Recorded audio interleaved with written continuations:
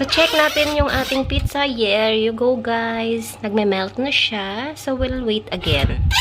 Gusto ko kasi, ano yan siya, crispy. Our pizza is done. Let's see. Yay! Yummy! Hi, guys. Yummy, yummy, yummy. Look. Yay! Yummy!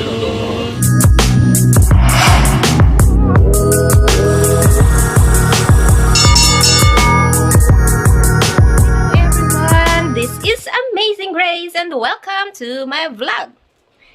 So today, guys,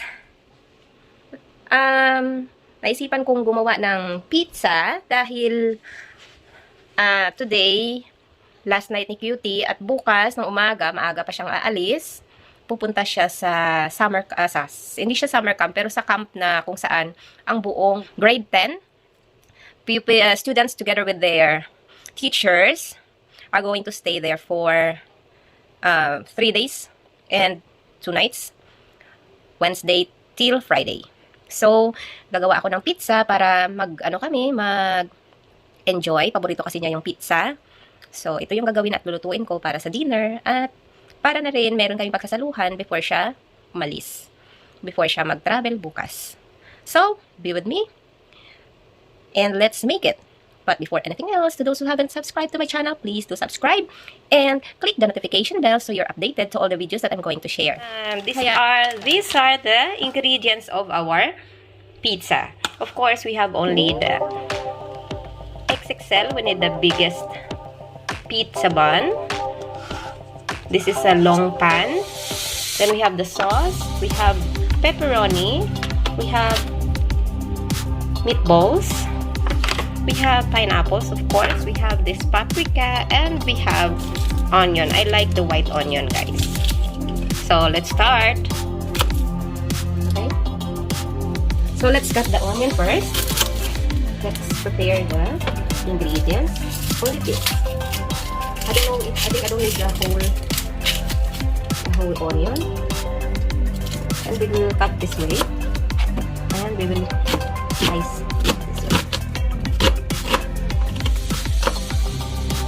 Of course, we have this paprika. I have to wash it before I cut this. So there you go. I just wash the bell pepper.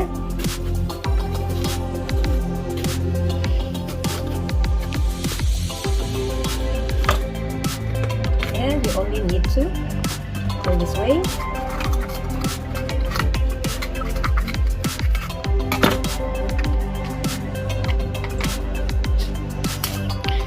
And fry it. Then take out the meat inside. And this is also ready.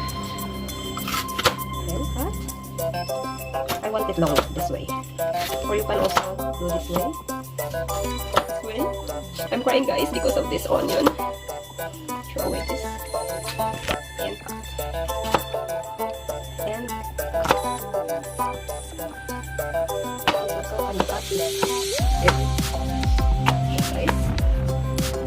And let's open all these toppings. This is the pepperoni. Open. So it's easier to put later than the meatballs.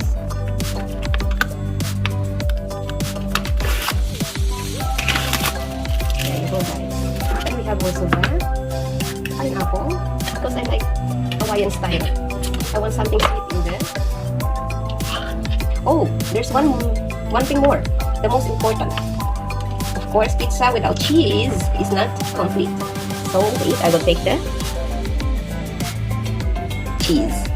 So I have this pizza bun open and I will put it in the pan. Other likes to put it in the plain pan, but I like to put this in this kind of place because then I can 100% sure that my pizza bun will be 100% cooked. There you go.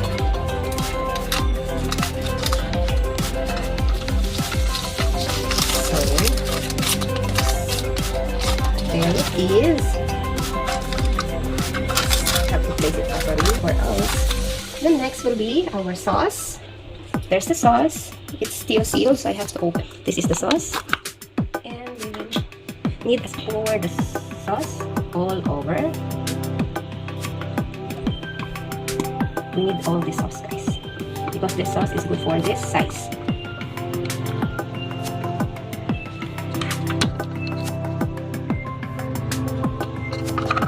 Oh, that's over, but that's alright. Then we need to spread the sauce all over this way, equally to the sides too, carefully. It's alright if it goes over to the edge. It's alright because we still have that paper to protect. Allow the sauce all over. This is it. There's some slices are full, some slices are so little. It's alright. As long as we have covered almost every bowl with sauce. There you go. Next will be the onion. A little bit of onion everywhere. This way. Don't worry, we have enough of onions everywhere.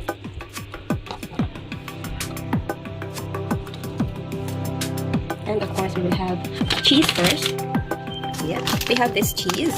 And I will pour the cheese this way, so we'll add cheese. And later, we'll add a lot of this. Just a little bit, guys, just to cover some part. There you go.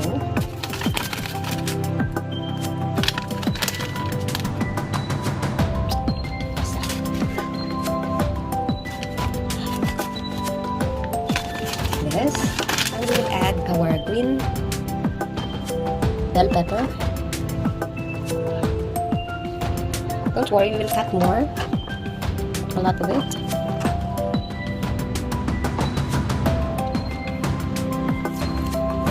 Onions, a lot of onions there and there.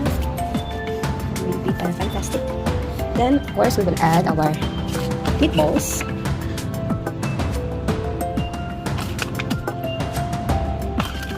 Meatballs everywhere. A lot of meatballs, guys. And after this, we will also add our pepperoni. I love the pepperoni because, you know, pepperoni pizza with a lot of this as a toppings. And this is not so spicy, guys. So, unlike others, because the pepperoni is too spicy. I like mine. This one is just a mild one. Oops. You see, we have a lot of toppings. So, don't worry, guys. We will have... This is a pizza overload. Yes, pizza overload. There you go. Here. And there. Maybe there. And here. And I think that's enough. I don't need too much onion and bell pepper. Now we will... Oh, there's one. Wait, I forgot. And I will cut our pineapple. I have only to put pineapple in one side because only me and Cutie love pineapple, but my husband and Ba don't like it, so we'll put only pineapple in one side.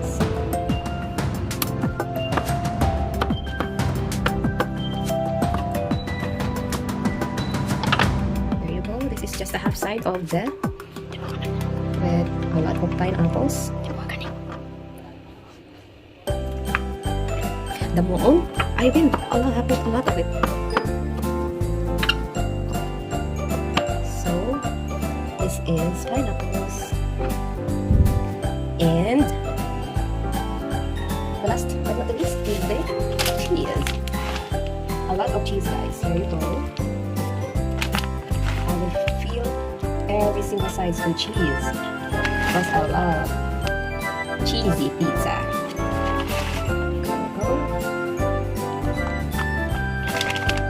That's all that's it. It's empty. And it will go straight to the oven. The oven's temperature is 220 degrees. And it will stay in 15 minutes. Wash the hand. So natin yung ating pizza. There you go, guys. Nagme-melt na siya. So, we'll wait again. Gusto ko kasi ano yan siya, crispy. Our pizza is done. Let's see. Yay! Yummy! Help me, please.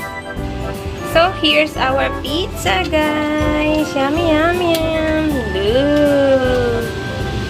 Yay! Yummy. Look at this homemade pizza for tonight's dinner. So, let's cut our pizza. Yay! There we go. From this side to that side. Ooh, yummy, juicy. Next is this. Oops. And this. Fantastic. I will ask someone to help me do this because I'm not that so good. So there it is, guys. Yum, yum, yum. Let's eat. Woo! Why it's turning around? And we have our pizza sauce. We have the call it gastromat. This is my favorite. And we have Coca-Cola. And of course, we have these two happy people about pizza. So let's eat. So it's time to mukbang. Oh, it's still alive. Ang kulit pa niya. Kapag pizza. Pada.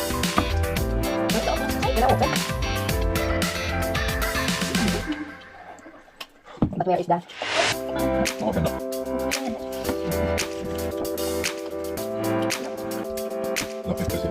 But where did it go, huh?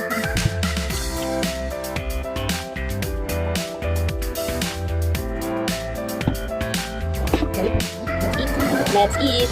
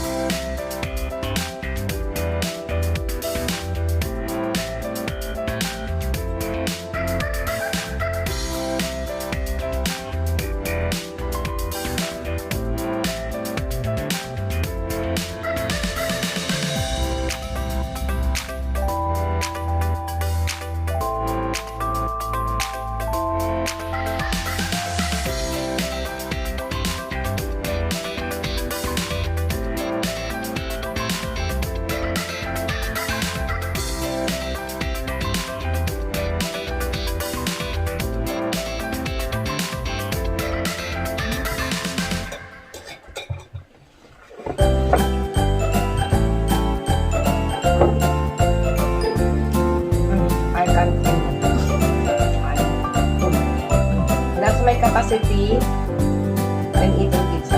Just 2 slices.